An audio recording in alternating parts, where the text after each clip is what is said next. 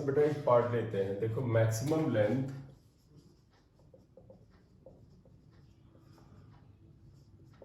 Of hanging part of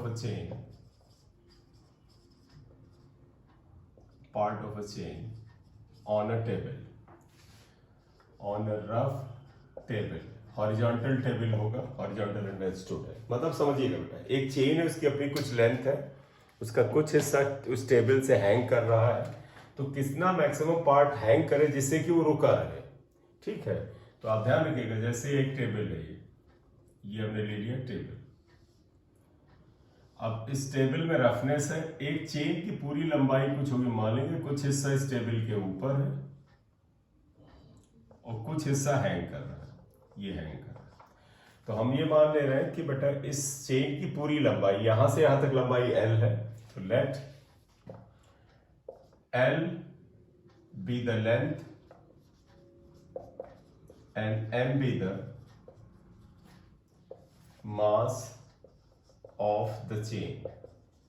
chain का mass ये, तो मास ऑफ द चेन बेटा M है, यहां से यहां तक पूरी चेन बेटा लेंथ L है, और इसका कुछ हिस्सा हैंग करता है। मान ले हैंगिंग पार्ट की लेंथ हमें बतानी है, और उस समय बतानी है जब ये रुकी रहे। एक होता है स्टार्ट करे मोशन, जब स्टार्ट करता है मोशन तो आप बताते हैं कि इसकी मिनिमम लेंथ क्या है स्टार्ट द मोशन, लेकिन अगर हो कि रुका रहे तो मैक्सिमम पार्ट क्या होगा रुका रहे। तो हमने लिया है let L1 be the length of hanging part such that chain is just in state of rest, just in state of rest। हमने रेस्ट की बात की बेटा, रुकी रहे, मतलब इसका कितना हिस्सा हम हैंग करें, क्योंकि बेटा ये अपने वजन से नीचे खींचता है चीजों को। तो मान लो इसकी लेंथ L1 है, ऑब्वियसली बात बेटा जब इसकी लेंथ L1 होगी तो इस हैंगिंग पार्ट का कुछ मास होगा, उसे मानो M1 मान लो। इस टेबल के ऊपर पार्ट के मास को आप M2 मान लो। टेबल के ऊपर जो पार्ट है उसकी लेंथ को आप चाहे तो L2 मान लीजिए, ये L2 मान लिया लेंथ जो टेबल पे है, तो length of the part on the table is L2। एक चीज और लिख लीजिए, देखो जो टेबल पे पार्ट है उसकी length L2 equal to L minus L1 हो जाएगा, क्योंकि ये लेंथ L1 है, पूरी लंबाई L थी, तो इसके ऊपर ये आ जाएगा। मास हमने इसका M2 लिया है, सिंबल हमारा आपका है, बाद में हटा लेंगे, ये दिया। अब आप एक चीज बताइए, ये चेन नीचे क्यों खिसक गई? कि ये हैंगिंग पार्ट का जो वेट M1G है, ध्यान देना इसका वेट जो M1G है, ये इसको नीचे ले जाना चाहता है। तो गिराने वाला कौन बेटा, यहाँ गिराने वाला या नीचे ले जाने वाला कौन है? इसका वेट। और रोकने वाला कौन? ये देखो इसका ये फ्रिक्शन रोकने वाला है, यहां जो फ्रिक्शन लगेगा वो इसको रोकेगा। अगर इन्होंने पूछा है let L1 be the length of the hanging part such that the chain is just state of rest, अगर आप चाहते हो कि चेन स्टेट ऑफ रेस्ट में रहे तो आप कहोगे sir friction should be greater than this. देखो दो बातें, अगर आपसे कहा जाए कि जस्ट चलना शुरू करे तो आप कहोगे this should be greater than और इक्वल टू FR। हम कह रहे हैं रुका रहे तो हम इसको लेंगे बड़ा होना चाहिए, तो आप लिखोगे hanging part such that the chain is just in state of rest, क्या आना चाहिए? फ्रिक्शन। अगर ये रुकी रहे तो फ्रिक्शन या तो बड़ा हो या बराबर हो M1G के बराबर। इसके आपको पता है इसके ऊपर जो पार्ट है इसका मास M2 है, तो इसका वेट M2G नीचे लगेगा, इस पूरे का मास M2। नॉर्मल रिएक्शन ऊपर की ओर लगेगा N, तो आपको यहां देखो FR इक्वल टू क्या होता है? Mu N। म्यू N की वैल्यू क्या होगी? M2G। कैंसिल हो गया, तो आप ये कह सकते हैं म्यू शुड बी इधर greater than equal to M1 upon M2। जो हमने आज पहला डेरिवेशन किया है हॉरिजॉन्टल टेबल, बिल्कुल वही आंसर है अगर आप देखें, बस प्लस ग्रेटर स्मॉलर वाला फर्क आ सकता है, क्योंकि हमने रोकने की बात की, वहां चलाने की बात की थी। तो ये आ गया। तो देखो ये क्या कर रहा है, टू जस्ट, आप देखिएगा हैंगिंग पार्ट की क्या लेंथ हो, ये रुका रहे, तो to just stop the body, body को चलने से रोकने के लिए क्या जरूरी है कि म्यू की वैल्यू या तो इससे बड़ी हो या इसके बराबर हो, यानी ये म्यू की मिनिमम वैल्यू आई। तो हेंस इसको आगे बढ़ा रहे हैं, hence to keep the chain just stationary, बस बिल्कुल स्टेशनरी की कंडीशन में हो, क्या होना चाहिए, म्यू की मिनिमम वैल्यू जो है वो m1/m2 होनी चाहिए। ये आया, ये इक्वेशन 1 आ गया, सॉरी 2 आ गया। क्लियर। अब हम m1 m2 की वैल्यू यूनिटरी मेथड से निकाल सकते हैं, तो आप ये लिख लो, थोड़ा सा पॉज लेते हैं, आप लिख लीजिए फिर आगे बढ़ाते हैं। चलिए लिख लिया होगा, तो अब आप देखिएगा हम यूनिटरी मेथड लगा रहे हैं, बड़ा सिंपल सा यूनिटरी मेथड जो छोटी क्लास में आप पढ़ते हैं। हमें m1 और m2 की वैल्यू चाहिए, बोलो बेटा। यहां से यहां तक पूरी चेन का मास क्या था, m था, क्वेश्चन में m दिया और लेंथ l थी, तो हम ऐसे कर सकते हैं ना, देखो, since mass of length l equal to m, पूरी चेन की लंबाई l थी, मास m था, therefore mass of length 1 equal to m/l, therefore बताओ mass of length, अगर ये हैंगिंग पार्ट की लेंथ L1 ले लें तो बताओ लेंथ L1 का मास क्या होगा, m/l इंटू L1। देखो L1 से मल्टीप्लाई होगा, इसका मतलब ये m1 हो गया बेटा, इस वाले पार्ट की लंबाई क्या हो गई, L1 है तो मास m1 हुआ, तो therefore क्या लिखोगे, m1 इक्वल टू ml1/l, ये आया। सिमिलरली बताओ, या सिमिलरली आप सीधे बता दो, सिमिलरली बताओ जो मास इसके टेबल पे है वो m2 है, बताओ इसके हिसाब से बताओ, m1 में लेंथ L1 ऊपर आती है, तो बताओ m2 में क्या होना चाहिए, m, ये मास m2 है तो लेंथ L2 ऊपर आएगी अपॉन l। ये अब ये दोनों वैल्यूज यहां रख दीजिए। इक्वेशन 2 में अगर आप रखें तो म्यू की मिनिमम वैल्यू आएगी m1/m2। Now substitute values of m1 and m2, आप इनकी वैल्यूज रखें, देखिए क्या आता है। म्यू की मिनिमम वैल्यू ये आती है m1, देखो ये है ml1/l अपॉन ml2/l, ये कैंसिल हो गया, तो ये L1/L2 आ गया, तो इसका तो म्यू की मिनिमम वैल्यू जो हो गई वो L1/L2 हो गई। एक तो ये तरीका हो, ठीक। तो अब अगर आप चाहते हैं कि सर म्यू मिनिमम से हम नहीं निकालना चाहते हैं, या आप देखो बेटा म्यू मिनिमम मतलब म्यू की कोई मिनिमम वैल्यू होगी तो आप उसे ऐसे भी लिख सकते हैं, देखो इसका मतलब म्यू इक्वल टू L1/L2। तो अगर इन्होंने पूछा हैंगिंग पार्ट की लंबाई क्या है, तो L1 को अगर आप लिखना चाहें तो लिख सकते हैं L1 equal to mu L2 आएगा। लेकिन ये आंसर फिर से बता दें, म्यू की मिनिमम वैल्यू आ गई, ठीक है, ये टेक्निकल टर्म हो गया, लेकिन म्यू की कुछ मिनिमम वैल्यू होगी ना, कुछ 0.1 0.2, तो उसको हमने ये रख लिया। अब आप म्यू मिन की वैल्यू मान लो म्यू है, तो ये आ गया। हमें L1 चाहिए, ध्यान रखना है, एक समस्या है, L2 अननोन है, L1 भी अननोन है, तो एक अननोन को हम दूसरे अननोन में कैसे लिख सकते हैं। वास्तव हमें L2 को हटा के L की एंट्री करानी चाहिए, क्योंकि L इस पूरे की लंबाई L है, वो क्वेश्चन में दी है। तो अब आगे अगर इसको सिंप्लीफाई करें तो ऐसे आएगा, देखिएगा, हम म्यू को म्यू रखेंगे, L2 को क्या लिखेंगे, देखो ये L माइनस L1, तो अगर आगे ले जाए तो देखो therefore L1 equal to mu, L2 is L minus L1। हमें L1 निकालना है, ध्यान रखें, ये L1 इधर लाना पड़ेगा, तो इसलिए क्या हो जाएगा, L1 equal to mu L minus mu L1, ये इधर ले आए तो L1 equal to 1 plus mu L, और इसलिए L1 इक्वल टू हो जाएगा mu upon mu plus 1 into L, ये आ जाएगा। ध्यान रखिएगा, फिर से सुनिएगा, अगर कोएफिशिएंट ऑफ फ्रिक्शन यहां पर म्यू है, जब ये सिस्टम रुका हुआ है, तो हैंगिंग पार्ट की जो लंबाई है that should be equal to mu L upon mu plus 1, ये आना चाहिए। क्लियर। एक इंपॉर्टेंट क्वेश्चन है, जब पूछा जाए तो आप इसे सॉल्व करें। Clear.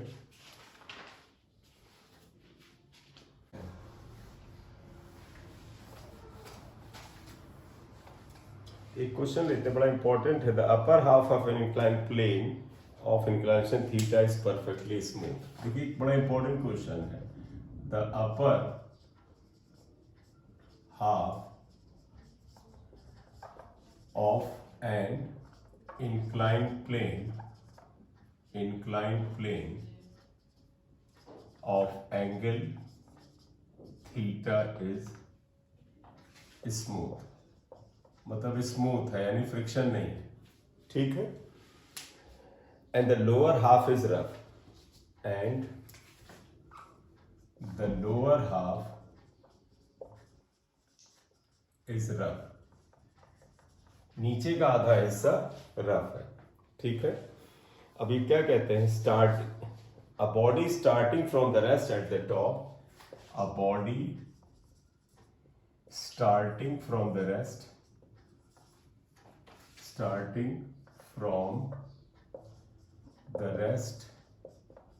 at the top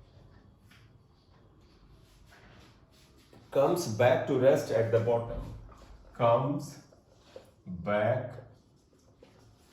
to the rest at the bottom, bottom पर फिर रेस्ट में आ जाता है। तो इन्होंने पूछा क्या है, find out coefficient of friction of the rough part, find out coefficient of friction of the rough part, जो रफ पार्ट है उसका कोएफिशिएंट ऑफ फ्रिक्शन बताइए क्या होगा, ये इन्होंने इसमें पूछा। तो they want coefficient of friction of the rough part, हमें उसकी जरूरत है, क्लियर।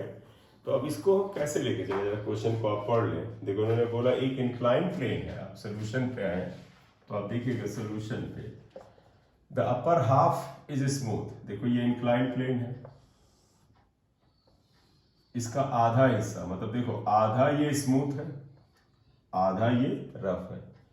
तो आपको पता अगर एक बॉडी यहां से चलना शुरू करे, ये इसका इनिशियली 0 है, रेस्ट में, तो जब ये यहां से चलना शुरू करे इनिशियली रेस्ट में है, इस पॉइंट को ए लिख दो, ये बी तक आता है, ए से बी तक फ्रिक्शन म्यू 0 है, लेकिन बी से सी तक कुछ फ्रिक्शन है, मान लें म्यू है, ये फाइंड आउट करना है। क्वेश्चन ने बोला है लोअर हाफ का फ्रिक्शन बताएं। कहते हैं रेस्ट से एक बॉडी चलती है, आती है यहां तक, कुछ इसकी स्पीड यहां तक बढ़ी होगी क्योंकि स्मूथ है, ये भी आएगी, और फिर फाइनली आकर के रुक जाती है। क्यों रुकेगी, क्योंकि फाइनल वेलोसिटी इसलिए 0 है, ये इसलिए रुक जाएगी क्योंकि यहां रफनेस है और ये फाइनल वेलोसिटी 0, ये बोलता है।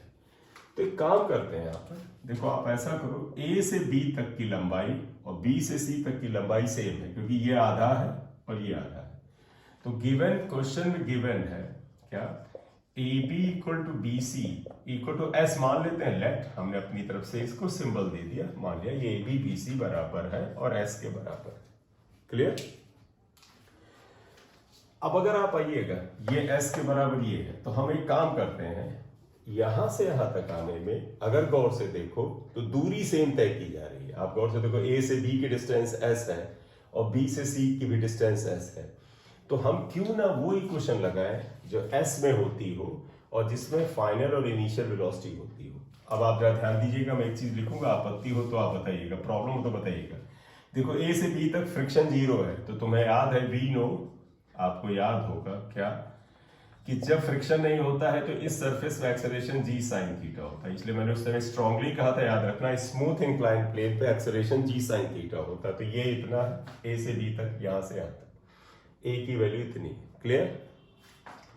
देयरफॉर बाय इक्वेशन, आप इक्वेशन लगाइए B square equal to U square plus 2as।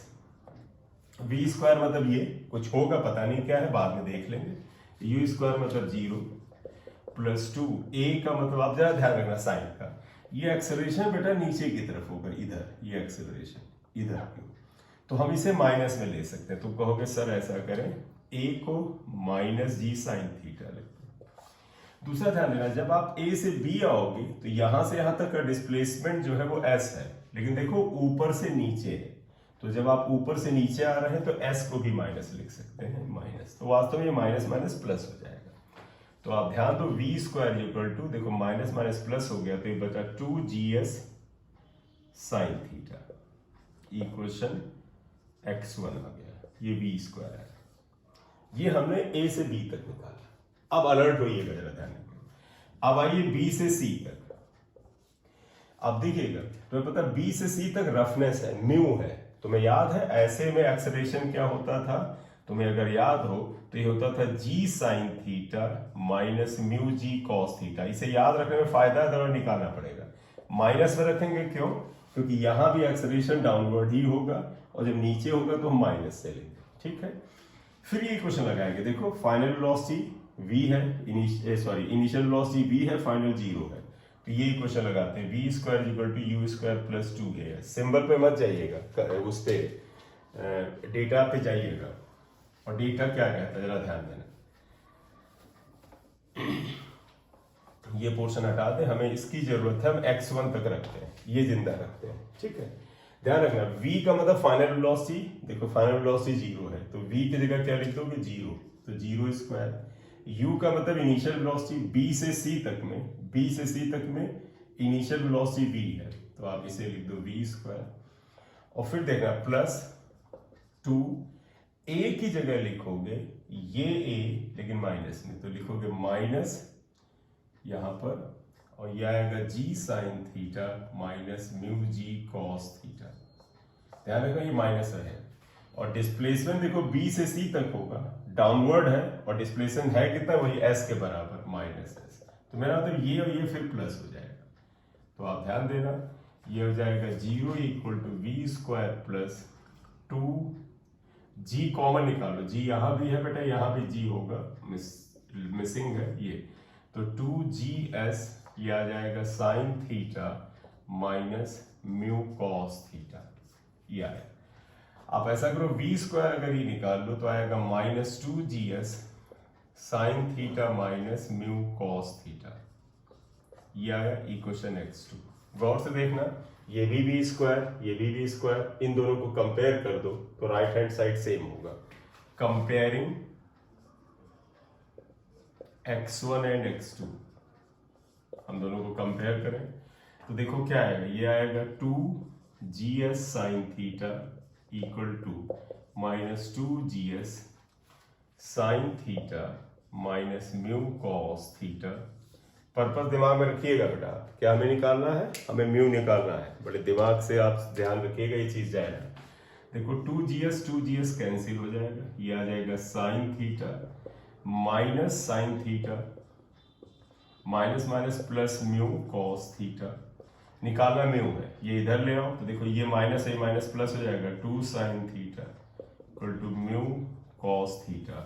अब आप देखिएगा mu is equal to 2 sine theta upon cos theta, इसका मतलब 2 tan थीटा आएगा। इतना इंपॉर्टेंट रिजल्ट है कि ये याद हो जाता है, याद रखने में बुराई नहीं है।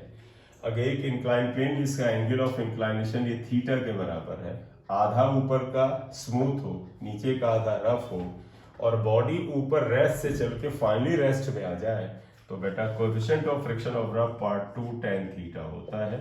इसे एक स्टैंडर्ड रिजल्ट की तरह भी इस्तेमाल किया जा सकता है। देख लो, बड़ा इंपॉर्टेंट है। अगर साइन कर यहाँ पर गड़बड़ हुआ तो ये गलत हो जाता है। ठीक है, जल्दी से देख लें इसे, स्क्रीनशॉट लेके भी कर सकते हैं।